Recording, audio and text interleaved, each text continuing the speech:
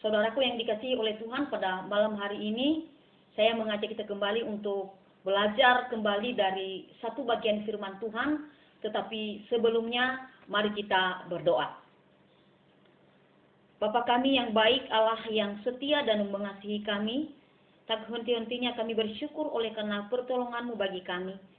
Terima kasih berkat-Mu dan penyertaan-Mu satu hari ini kami boleh melewati bersama dengan Tuhan. Malam hari ini kami kembali rindu untuk disegarkan oleh kebenaran firman-Mu. Siapkan kami ya Tuhan. Biarlah Roh Kudus-Mu yang leluasa menguasai hati dan pikiran kami, agar benih-benih firman Tuhan yang ditaburkan boleh berakar, bertumbuh dan berbuah. Engkau juga boleh memberkati hamba-Mu ini, agar bisa menyampaikan isi hati Tuhan kepada jemaat-Mu. Di dalam nama Tuhan kami Yesus Kristus kami telah berdoa. Amin. Pada malam hari ini kita membaca firman Tuhan yang terambil di dalam Roma pasal 15 ayat 7 sampai 13. Roma 15 ayat 7 sampai 13. Beginilah firman Tuhan. Sebab itu terimalah satu akan yang lain, sama seperti Kristus juga telah menerima kita untuk kemuliaan Allah. Yang aku maksudkan ialah bahwa oleh karena kebenaran Allah, Kristus telah menjadi pelayan orang-orang bersunat untuk mengokohkan janji yang telah diberikannya kepada nenek moyang kita, dan untuk memungkinkan bangsa-bangsa supaya mereka memuliakan Allah karena rahmat-Nya, seperti ada tertulis, sebab itu aku akan memuliakan engkau di antara bangsa-bangsa dan menyanyikan mazmur bagi nama-Mu. Dan selanjutnya, bersukacitalah hai bangsa-bangsa dengan umat-Nya. Dan lagi, pujilah Tuhan, hai kamu semua bangsa-bangsa, dan biarlah segala suku bangsa memuji Dia. Dan selanjutnya kata Yesaya, Taruk dari pangkal Isai akan terbit, dan Ia akan bangkit untuk memerintah bangsa-bangsa, dan kepadanya lah bangsa-bangsa akan menaruh harapan. Semoga Allah sumber pengharapan memenuhi kamu dengan segala sukacita dan damai sejahtera dalam iman kamu, supaya oleh kekuatan Roh Kudus kamu berlimpah-limpah dalam pengharapan. Demikian jauh pembacaan firman Tuhan yang dikatakan berbahagia adalah kita yang membaca, merenungkan, dan melakukan firman Tuhan ini di dalam hidup kita hari lepas hari. Saudaraku, apakah pernah memikirkan mengapa kalau kita menerima pemberian dari orang lain, kita mengucapkan kata terima kasih? Ada yang menjelaskan bahwa menurut ahli bahasa, kata terima kasih ada filosofinya. Sebenarnya penggalan katanya adalah terima dan kasih, tanpa huruf H di akhir kata kasih. Bukan kasih. Jadi kalau diartikan, terima itu artinya kita menerima, kemudian kasih artinya kita mengasihkan atau memberikan lagi, meneruskan lagi kebaikan atau pemberian itu. Nah, dari penjelasan ini, maka sebenarnya ketika kita menerima sebuah kebaikan dan kita berterima kasih kepada kebaikan itu berarti kita berjanji bahwa kita tidak akan menahan kebaikan kita itu untuk diri kita sendiri, melainkan untuk kita teruskan lagi kepada orang lain. Dan itu terus dilakukan berulang lagi dan lagi. Apakah saudara bisa membayangkan apa yang akan terjadi ketika sebuah kebaikan itu kita lakukan secara berulang? Maka dunia ini akan sangat indah. Dunia ini akan menjadi tempat di mana masing-masing orang berbagi kasih. Ia menerima kebaikan dari orang lain dan ia teruskan lagi kepada orang lain. Demikian seterusnya. Saudara, Paulus dalam bacaan kita menyampaikan kepada jemaat yang ada di Roma bahwa mereka dipanggil untuk bisa melakukan kebaikan satu dengan yang lain. Karena mereka telah terlebih dahulu menerima segala kasih dan kebaikan dari Tuhan kita Yesus Kristus. Bahkan selanjutnya, Paulus mencoba menjelaskan bahwa dalam mewujudkan rencananya, Tuhan telah memakai Israel sebagai alat di tangannya. Paulus kemudian mengutip referensi-referensi dari Perjanjian Lama mengenai bagaimana Israel itu dipanggil untuk bisa menjadi berkat bagi bangsa-bangsa.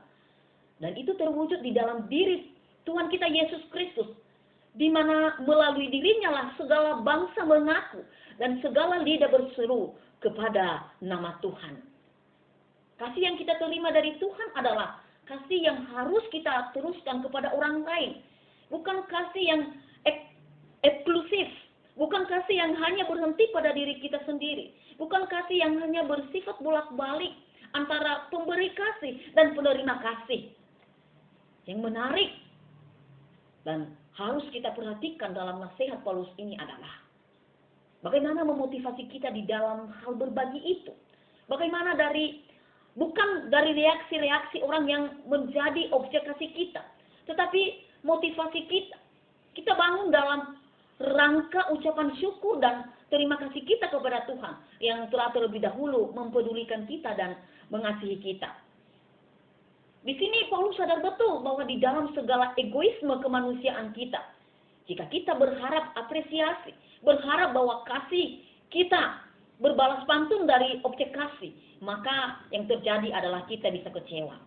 Oleh sebab itu, Paulus memotivasi jemaat di Roma untuk melakukan aksi kepedulian satu sama lain.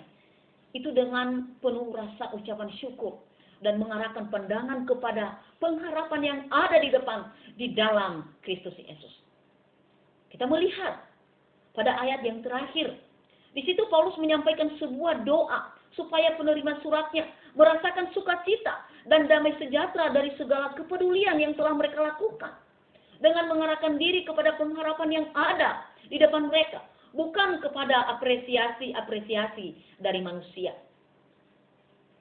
Saudaraku, situasi yang sulit seperti yang sedang kita hadapi, dari dampak pandemi yang sampai juga sekarang belum berhenti, bisa membuat kita lebih cenderung untuk mengasihani diri dan lalai untuk menjalankan tugas dan panggilan kita untuk menjadi saluran berkat bagi orang lain. Kita mencoba membenarkan diri kita sendiri bahwa kita pun butuh, kita pun lagi berkekurangan, kita pun lagi susah di dalam ekonomi dan lain sebagainya. Maka melalui renungan firman Tuhan ini, kita kembali diingatkan dan didorong untuk sekecil apapun itu, sesederhana apapun itu. Mungkin bukan dalam bentuk materi, tetapi dalam bentuk perhatian yang lain, dalam bentuk sapaan, dalam bentuk kepedulian untuk mendengarkan, dan lain sebagainya. Biarlah semangat kepedulian itu ada di dalam diri kita, karena Allah selalu dan akan terus peduli kepada kita sebagai anak-anaknya. Kiranya Tuhan memberkati firman-Nya. Mari kita berdoa. Kami bersyukur atas pimpinan Tuhan sepanjang pembahasan firman-Mu ini. Kami mohon hidupkanlah firman-Mu di setiap hati kami yang mendengarkannya. Anugerahkan hikmat bijaksana dan kepekaan bagi kami, terutama kesanggupan untuk menjalankannya, agar kami menjadi berkat bagi orang lain dan mampu menyenangkan hati-Mu ya Tuhan. Pada saat ini kami serahkan ke dalam tangan-Mu seluruh jemaat-Mu di BNKP Surabaya. Engkau tahu seluruh kehidupan kami, tidak ada satupun yang tersembunyi di hadapan Tuhan.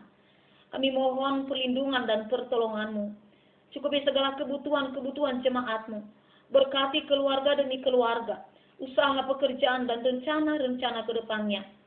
Kami percaya jika Tuhan yang ada di pihak kami, tidak ada satupun yang mampu memisahkan kami dari kasih-Mu. Kesulitan-kesulitan, sakit penyakit, dan maut sekalipun. Tolong kami supaya kami tetap setia kepada Tuhan dan memandang kepada-Mu saja. Pada saat ini juga kami berdoa untuk pemerintah bangsa dan negara kami. Tuhan boleh memberkati. Bagi pemimpin yang ada, Tuhan mampukan mereka untuk melakukan tindakan-tindakan, keputusan-keputusan yang Engkau kehendaki ya Tuhan. Kami juga berdoa pada saat ini untuk orang-orang yang sedang dalam keadaan sakit, Tuhan sembuhkan. Secara khusus bagi mereka yang terpapar COVID-19, Tuhan boleh memulihkan dengan cara-Mu yang ajaib. Kami juga berdoa kepada para tenaga kesehatan ya Tuhan, dokter dan perawat yang setia mendampingi pasien pada saat ini. Engkau lindungi mereka dan Engkau sertai. Inilah doa kami Tuhan, ucapan syukur kami untuk firman-Mu. Hanya di dalam nama Tuhan kami Yesus Kristus kami telah berdoa. Amin.